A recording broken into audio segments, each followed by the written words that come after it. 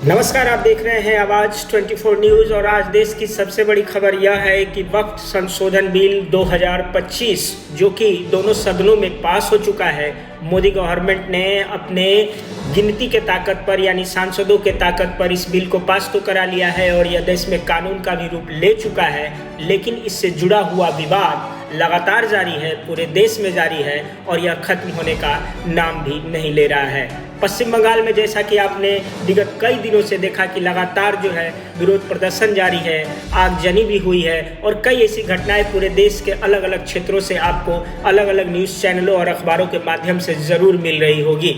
जी हाँ, विपक्ष के साथ साथ मुस्लिम संगठन से जुड़े हुए कई ऐसे लोग हैं जो इस बिल का लगातार जो है इस संशोधन बिल का विरोध कर रहे हैं और सरकार पर पुरजोर यह कोशिश कर रहे हैं, दबाव दे रहे हैं कि इस बिल को सरकार वापस ले ले। यह तो सवाल भविष्य के गर्भ में है कि क्या मोदी गवर्नमेंट कानून इस बिल को वापस लेती है या नहीं लेती है, लेकिन यह लड़ाई लंबी चलने वाली है। भले ही वक्त कानून बना दिया गया हो, उसको संशोधित करके नए बिल पेश किए गए और सरकार अपनी ताकत से उसे दोनों सदनों में पास भी करा चुकी है, लेकिन अभी तक सड़कों पर देखें, अलग अलग शहरों में देखें और ख़ास करके मुस्लिम समुदायों में देखें तो यह काफ़ी ही गंभीर मुद्दा बना हुआ है। विरोध प्रदर्शन अमूमन हर जगह आपको देखने को मिल सकते हैं, ऐसे शहरों में खास करके जो मुस्लिम बहुल शहर है। खास करके पश्चिम बंगाल की बात करें तो लगातार जो है वक्फ संशोधन कानून बिल के खिलाफ प्रदर्शन हो रहे हैं, आगजनी हो रही है और कई ऐसी घटनाएं आमतौर पे आप जो है खबरों में सुनते आ रहे हैं लगातार। आज की खबर यह है कि करीब 70 याचिकाएं जो है दायर की गई थी सुप्रीम कोर्ट में, जिसकी सुनवाई आज थी और वो भी जितनी याचिकाएं थी वो सिर्फ एक मुद्दे को लेकर के थी और वक्फ कानून संशोधन बिल के खिलाफ थी और उसे रद्द करने की अमूमन मांग को लेके विपक्ष दल और कई ऐसे मुस्लिम संगठन और मुस्लिम समुदाय से बिलोंग करने वाले जो नेता हैं वो सुप्रीम कोर्ट का दरवाज़ा खटखटाए थे।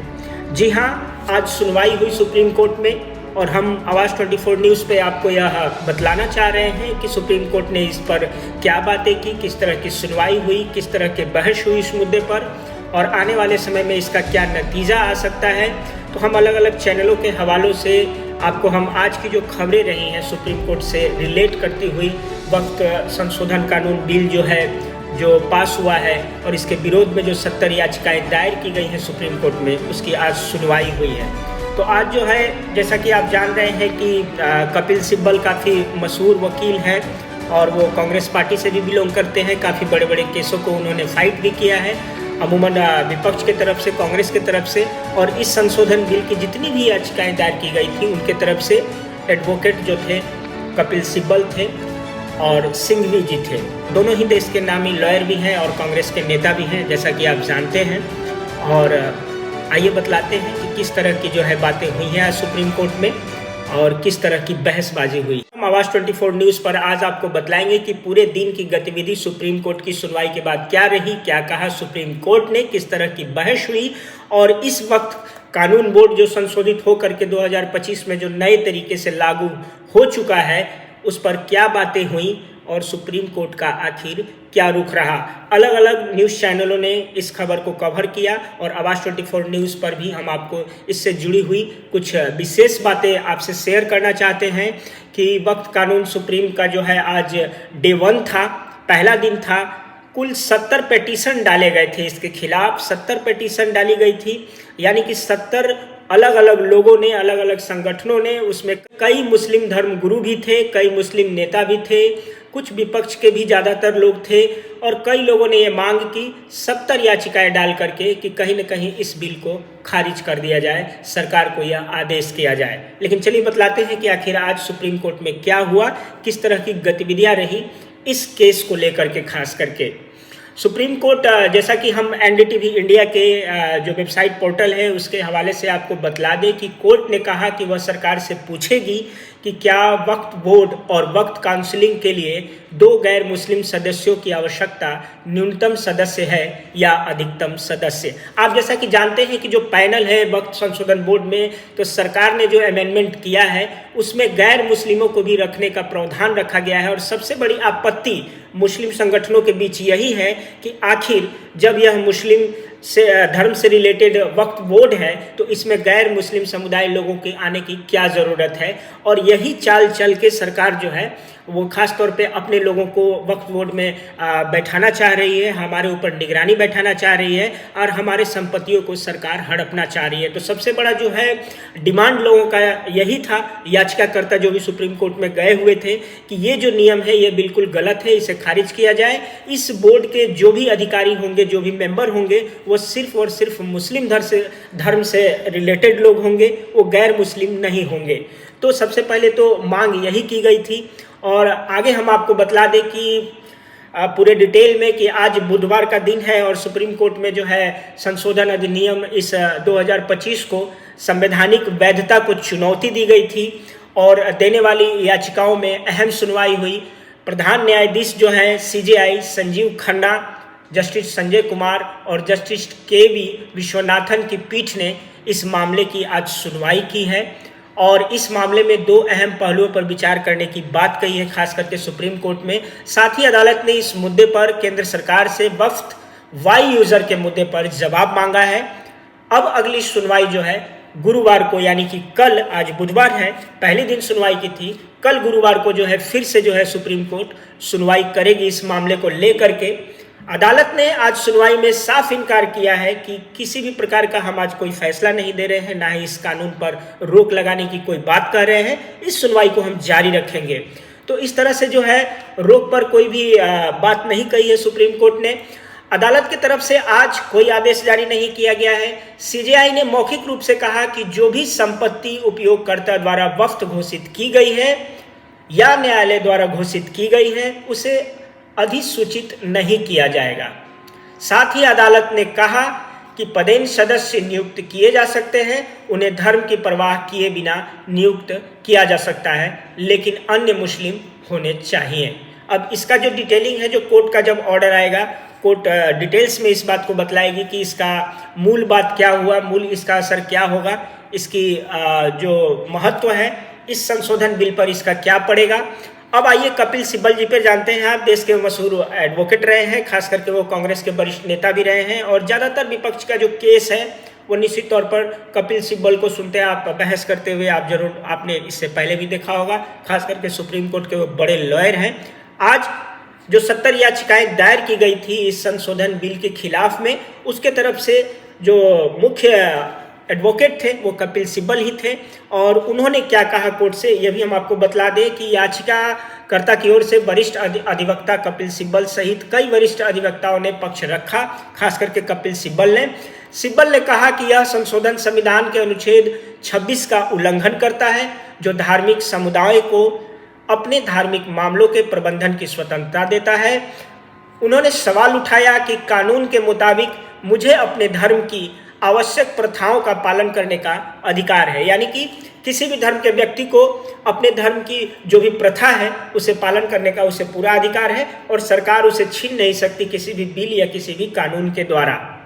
सरकार कैसे तय कर सकती है कि वक्फ केवल वही लोग बना सकते हैं जो पिछले 5 साल से इस्लाम का पालन कर रहे हैं। जी हाँ, यहाँ भी बात ये थी कि इस्लामिक लोग होने चाहिए और इसमें एक कंडीशन सरकार ने इस बिल में लगाया है कि जो लोग फॉलो करते आ रहे हैं इस्लाम का, उनके पास कम से कम 5 साल से फॉलो करने का सर्टिफिकेट होना चाहिए। यानी कि सिर्फ ये नहीं कह देने से कि मैं मुस्लिम धर्म से बिलोंग करता हूँ आप बोर्ड में रह सकते हैं। आपको ये साबित करना होगा कि कम से कम 5 साल पहले से आप फॉलोअर्स हैं, यानी कि मुस्लिम समुदाय को मानने वाले हैं, मुस्लिम समुदाय से जुड़े हुए हैं। सिब्बल ने यह भी तर्क दिया कि इस्लाम में उत्तराधिकारी मृत्यु के बाद मिलता है, लेकिन यह कानून उससे पहले ही हस्तक्षेप करता है। उन्होंने अधिनियम की धारा 3C का हवाला देते हुए कहा कि इसके तहत सरकारी संपत्ति को वक्फ के रूप में मान्यता नहीं दी जाएगी जो पहले से वक्फ घोषित थी। सुनवाई की कुछ महत्वपूर्ण बातें जो कुछ बिंदुओं पर दर्शाया गया है अन्य चैनलों में, हम भी आपको ये चीज़ बतला दें कि महत्वपूर्ण बातों में रहा कि सिब्बल ने कहा कि 20 करोड़ लोगों के अधिकारों को इसके आधार पर हड़पा जा सकता है, यानी कि अंदेशा जगाया कि इस तरह के कानून लागू होने से 20 करोड़, यानी कि खास करके उनका जो है इशारा था वो मुस्लिम समुदाय की तरफ था जो भारत में जनसंख्या है, कि ऐसे लोगों पर उन पर हड़पने की जो है साजिश है उनके संपत्तियों को। सिब्बल ने कहा कि पहले कोई लिमिटेशन नहीं थी, इसमें से कई वक्फ संपत्तियों का अतिक्रमण किया गया था। वरिष्ठ अधिवक्ता राजीव धवन ने कहा कि यह कानून इस्लाम धर्म की अंदरूनी व्यवस्था के खिलाफ है, यानी कि कोई दूसरे धर्म के लोग, यहाँ तक कि सरकार भी इस मुस्लिम धर्म के अंदर आकर के कानून में बदलाव करने की क्षमता नहीं रखती है। यह उल्लंघन है धर्म का भी और कानून का भी, जैसा कि वकीलों का कहना था। वरिष्ठ अधिवक्ता राजीव धवन ने भी कहा है कि यह इस्लाम धर्म की जो है अंदरूनी व्यवस्था के खिलाफ है। अभिषेक मनु सिंघवी ने सुप्रीम कोर्ट में दलील देते हुए कहा कि 8 लाख में से 4 वक्फ हैं जो उपयोगकर्ता के द्वारा हैं। उन्होंने इस बात को लेकर चिंता जताई कि वक्फ अधिनियम में किए गए संशोधन के बाद इन संपत्तियों पर खतरा उत्पन्न हो सकता है। सॉलिसिटर जनरल तुषार मेहता ने कहा कि अदालत इस समय उस कानून पर सुनवाई कर रही है जिसे व्यापक चर्चा और विचार विमर्श के बाद लाया गया है। जैसा कि आपने जाना कि भले ही सरकार बहुमत में है, लेकिन करीब 12 से 13 घंटे बहस चली थी, चाहे लोकसभा हो या राज्यसभा में। विपक्ष के लगभग सभी नेताओं को मौका दिया गया था इस बिल पर बहस करने के लिए, सभी को सुना गया और तब जाकर के जो है इस कानून को पास किया गया। हालांकि बहुमत की सरकार है, आंकड़ों से जो है बिल पास हुआ करते हैं सदनों में, लेकिन बहस का मौका जो है दोनों पार्टियों की तरफ से जो है पूरे समय देकर के किया गया था। पक्ष की तरफ से भी अपने बातों को रखा गया, क्यों किया जा रहा है इस बिल को संशोधित, और जो विपक्ष के भी नेता थे उनको भी बोलने का पूरा मौका दिया गया था। अभिषेक मनु सिंघवी ने क्या कहा यह भी आप सुन लीजिए। वरिष्ठ अधिवक्ता हैं, वरिष्ठ अधिवक्ता अभिषेक मनु सिंघवी ने भी दलीलें दी और कहा कि हमने सुना है कि संसद की जमीन भी वक्त की ही है। वहीं सीजेआई खन्ना ने जवाब दिया कि हम यह नहीं कह सकते कि सभी वक्फ गलत तरीके से पंजीकृत हैं, यानी कि रजिस्टर्ड हैं, लेकिन कुछ चिंताएं हैं। उन्होंने सुझाव दिया, सीजेआई ने भी एक सुझाव दिया। क्या दिया कि इस मामले की सुनवाई हाई कोर्ट को सौंपी जा सकती है। सीधा आप सुप्रीम कोर्ट आ गए, लेकिन अगर आप हाई कोर्ट जाते तो ज़्यादा बेहतर होता। सिब्बल की दलीलों पर सीजेआई ने कहा कि ऐसे कितने मामले होंगे, मेरी समझ से व्याख्या आपके पक्ष में है। अगर किसी संपत्ति को प्राचीन स्मारक घोषित करने से पहले वक्फ घोषित किया गया था तो इससे कोई फर्क नहीं पड़ेगा। जी हाँ, जो आपके जो अदालत के जो सीजेआई हैं उन्होंने भी अपनी बातों को रखा, पूरी अच्छे तरीके से रखा। फिर सिंघवी ने कहा कि अनुच्छेद 25 और 26 को पढ़ने से ज़्यादा अनुच्छेद 32 क्या है। यह ऐसा मामला नहीं है कि जहां मिलॉर्ड्स को हमें एचसी भेजना चाहिए, यानी कि उन्होंने कहा कि ऐसा कोई ये मामला नहीं है कि हम हाई कोर्ट जाएं। हमने जो भी याचिकाएं दायर की है सुप्रीम कोर्ट में, इसकी सुनवाई यहीं पर हो जानी चाहिए।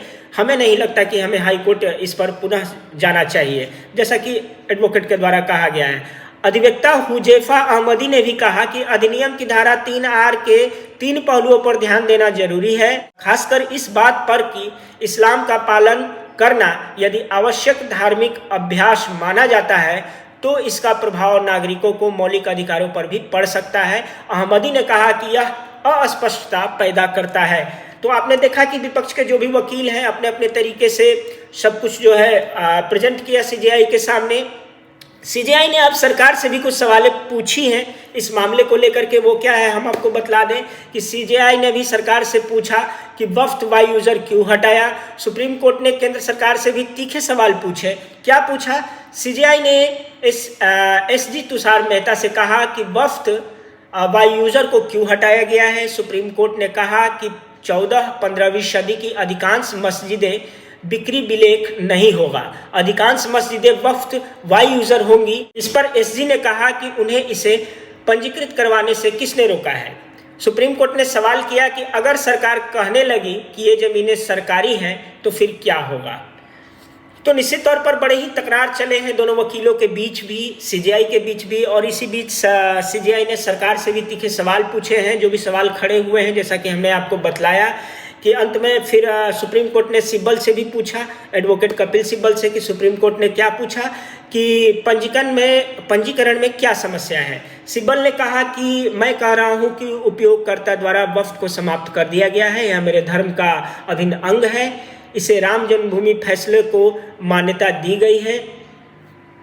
सिब्बल ने कहा कि समस्या यह है कि वे कहेंगे कि यदि वक्फ 3000 साल पहले बनाया गया है तो वे डीड मांगेंगे। यानी कि इतनी पुरानी बिल्डिंगें हैं, मस्जिदें हैं, आखिर जब सरकार इस कानून के तहत कागजात मांगेगी तो आखिर उनका कागजात कहाँ से आएगा, जो कि इतिहास के गर्भ में दबा हुआ है। क्या ये संभव है प्रैक्टिकली? तो इसका जवाब तो बिल्कुल नहीं ही है। तो इस तरह के भी सवाल उठे गए हैं और सरकार के तरफ से जो जवाब दिया गया है, एसजी तुषार मेहता ने कहा कि एसजी तुषार मेहता ने कहा कि सरकार के पक्ष के तरफ से जो एडवोकेट थे तुषार मेहता, कि अदालत इस समय उस कानून पर सुनवाई कर रही है जिसे व्यापक चर्चा और विचार विमर्श के बाद लाया गया है। यानी कि दोनों सदनों में जो ये बिल पास किया गया है वो डायरेक्ट नहीं किया गया है, वो बहस, काफ़ी लंबी चौड़ी बहस के बाद किया गया है, सभी को बोलने का भी मौका दिया गया था, जिसे याचिकाकर्ताओं ने नज़रअंदाज किया है। इस कानून को बनाने के लिए एक संयुक्त संसदीय जेपीसी का गठन किया गया था पूर्व में। इस समिति ने कई बैठकें की, देश के कई प्रमुख शहरों का भी दौरा किया, विभिन्न पक्षों का परामर्श किया और उसे प्राप्त भी किया। 29 लाख सुझावों पर गंभीरता से विचार करने के बाद उसे सदन में इस बिल को पास कराया गया है। यानी कि काफ़ी प्रोसेस हुए हैं तब जाकर के ये बिल पास हुए हैं। तो इस पर सवाल उठाना गैर जिम्मेदाराना लगता है। सीजेआई को सरकार की तरफ से तुषार मेहता ने इन बातों को कहा। तो जैसा कि आपने देखा कि काफ़ी बहसों के बाद आखिर सवाल यह भी खड़ा है कि उन 70 याचिकाओं का क्या होगा आने वाले समय में। हालांकि सुप्रीम कोर्ट में आज 2 बजे सुनवाई शुरू हुई थी, करीब 4:30 बजे तक सुनवाई चली है और उसके बावजूद सुप्रीम कोर्ट ने फिर अगले दिन यानी कि गुरुवार को जो है दिन दिया है। देखने वाली बात यह होगी कि इसमें आगे क्या सुप्रीम कोर्ट अभी बहस को लंबा जारी रखती है या कोई फैसला सुनाती है। ये भी आवाज़ 24 न्यूज़ आपको ज़रूर इससे अवगत कराएगा। आप बने रहें आवाज़ 24 न्यूज़ पर। मैं ओम प्रकाश मिश्रा, नमस्कार।